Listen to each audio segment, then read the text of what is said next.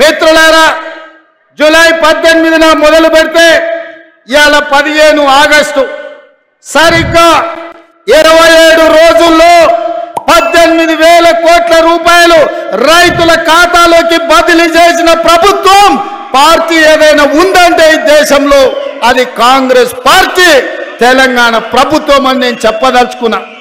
నేను సూటిగా సవాలు విసురుతున్నా. తాటి చెట్టు లెక్క పెరిగితే సరిపోదు, దూలం లెక్క ఉన్నావు, దూడకున్న బుద్ధి కూడా లేదని ఆనాడు హరీష్ రావు సవాలు విసిరిండు. మీరు రైతు రుణమాఫీ చేయండి, నేను సిద్దిపేట ఎమ్మెల్యేకు రాజీనామా చేస్తా, మళ్ళా ఎన్నికల్లో పోటీ చెయ్యనని.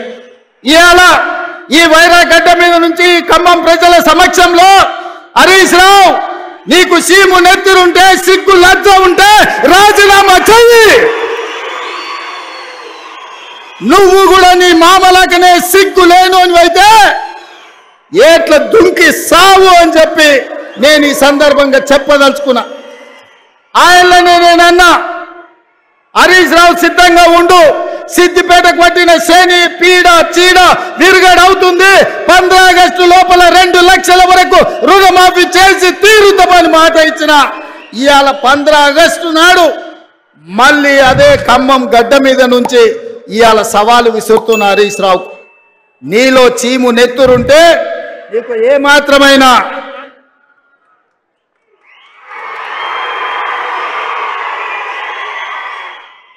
ఏమాత్రమైన సిగ్గు శరం ఉంటే రాజీనామా చెయ్యి. నువ్వు ఎట్లాగూ రాజీనామా చెయ్యవు, నీది సిగ్గులేని జాతి. అందుకే ఇవాళ నువ్వు రాజీనామా చేయకపోతే అమరవీరుల స్తూపం దగ్గరకు వచ్చే ముక్కు నేలకు రాజు కాంగ్రెస్ పార్టీ మీద సవాలు విసిరినందుకు తెలంగాణ రైతాంగం క్షమించండి.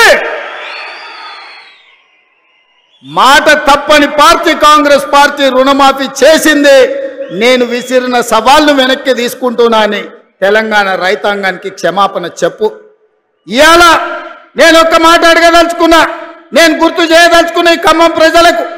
ఆనాడు ఖమ్మం జిల్లా రైతాంగం, ఇంతకుముందే మా రామదాస్ గుర్తు చేసిండు, ఆనాడు ఖమ్మం జిల్లా రైతాంగం పండించిన మిర్చికి గిట్టుబాటు ధర అడిగితే గిట్టుబాటు ధర ఇవ్వకుండా దళారులు దోపిడీ చేస్తుంటే, దండాలు చేస్తుంటే ఆ ప్రజలకు కోపం వచ్చి చిర్రెత్తుకొచ్చి తిరుగుబాటు చేసింది.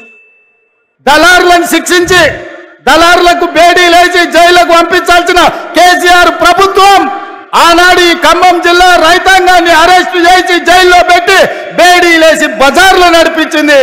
ఆయల్లా రైతాంగానికి అండగా నిలబడడానికి ఈ ఖమ్మం జిల్లాలో నేను పర్యటనకు వచ్చిన. ఆయల్లా మీకు అందరికి గుర్తుండాలి, సంటి బిడ్డను భార్య సంకలు ఎత్తుకొని బస్సులో బేడీలేసి తీసుకెళ్తున్న భర్తకు తన సంటి బిడ్డను చూపించడానికి పోతే కర్కశంగా పోలీసులు ఆడబిడ్డ మీద దాడి చేసిరు. ఆయల్లా ఆ కుటుంబాన్ని కూడా పరామర్శించడానికి నేను ఈ ఖమ్మం జిల్లాకు వచ్చిన. నేను రేవంత్ రెడ్డి గారిని అడిగేది ఒకటి, బంద్ చేయి, మాటలు బంద్ చేయి.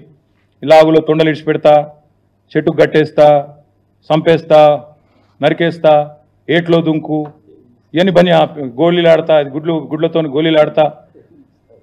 నువ్వాడు కాదు, నువ్వు ఇలా ఊర్లలో పోతే సెక్యూరిటీ లేకుండా రైతులే ఫుట్బాల్ ఆడతారు. నేను పక్కా దమ్ముంటే రా, నీ కొడంగల్ కాన్స్టిట్యున్సీలోనే సెక్యూరిటీ లేకుండా, అధికార గణం లేకుండా, రక్షణ కవచాలు లేకుండా మీడియాను తీసుకొని రా.